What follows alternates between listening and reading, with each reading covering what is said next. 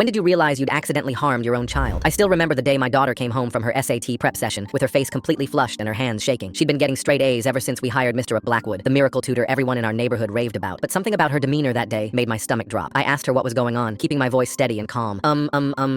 She couldn't get the words out. My daughter had always been shy, but this was different. Her stuttering was lasting longer than usual, which made me immediately suspicious. After 10 minutes, she finally said enough for me to make out what was going on. Well, kinda. I knew it was something about Mr. Blackwood and feeling uncomfortable. It was enough for me to be filled with rage. In front of her, I kept my cool and used my usual dad trick. I grabbed a piece of paper, scribbled a world's bravest daughter certificate onto it, and handed it to her. Through her tears, she started giggling and finished her evening with a Disney movie marathon. The next day, after I dropped her off, I waited in the car park. After 20 minutes had passed, I sneaked back to the house and stood outside the window of his study. I honestly had no idea what I was doing or what exactly I was looking for. I just knew I needed to do something. And after just a few minutes, I got my answer. Through the blinds, I could see my daughter sitting rigidly in her chair while Mr. Blackwood stood behind her, his hands on her shoulders. A feeling of unease filled my veins, but that was soon replaced with rage. "You're so tense, Sophie. You need to relax if you want to understand calculus," he said, his hands moving lower. She tried to shift away, but he gripped tighter. "Mr. Blackwood, She struggled to get the words out, her voice trembling, but instead of backing off, he leaned closer. Suddenly, his hand moved to her chest. "Your heart is racing. Are you nervous about something?" he whispered, mockingly. It took everything in me not to burst right through the window and start throwing hands, because I knew I needed evidence. So instead, I started recording with my phone. His hands kept wandering as he murmured about private lessons and special attention, and how smart girls know how to keep secrets. That's when my cover was blown, because my daughter suddenly stood up and tried to make a beeline towards the door, but he grabbed her wrist and she let out a whimper. I immediately kicked in the door, and she ran into my arms. I held her so tight she could barely breathe, and I immediately felt her little shoulders loosen up. I put her down, and she tightly held my hand as I called 911. When the police arrived, they looked skeptical at first, until I showed them the video. They cuffed him while he screamed about lawsuits and his reputation, but instead of relief, the detective just sighed. "Another one of these," he muttered. My hand that wasn't holding my daughter's tightened so hard my knuckles turned completely white. I was about to say something, but that's when I noticed the awards on Blackwood's wall. Yale, Harvard, Princeton, acceptance letters from his students dating back years. That fact was enough for me to realize how deep this went, because I began to understand the pattern. You see, I worked as a general at a military base. My clearance gave me access to databases most people didn't know existed. None of the parents knew this, because it usually garners a lot of attention, something I wanted to avoid. But I was about to use every connection I had. I let my daughter stay home from school while I investigated. Fast forward to Friday. We were due at the police station for her formal statement, and she was begging me to let her drop it. "No, sweetie pie, you gotta stop him from hurting others," I'd tell her. I knew she was going to be questioned, doubted, made to relive it, but I wanted justice. In fact, the more evidence we gave them, the better. So when she had just finished her first sentence, and the detective said, "Are you sure you didn't misunderstand?" I smiled, because that's when 6 military vehicles pulled up outside, and JAG officers began to fill the station. Everyone sat there frozen, not knowing if this was a raid. As my daughter locked eyes with me, I told her to continue. She kept talking, but this time the room was silent, except for Blackwood's lawyer, who couldn't help but smirk. In response, one of my officers placed a thick folder on the desk, files on 17 other girls across 3 states. As soon as my daughter finished, they took over the case as a federal matter. Everyone's heads turned to look at each other, and the station was flooded with controlled chaos. Some officers were even saluting. Meanwhile, Blackwood looked like he was about to tear the room apart with fear. This made me even more satisfied, and a sense of justice filled my stomach. I thought the story had ended, but really, it was just beginning, because it turns out that Blackwood had an ace up his sleeve, one that threatened to destroy not just my career, but my family's safety forever. The full story is on my channel and linked below.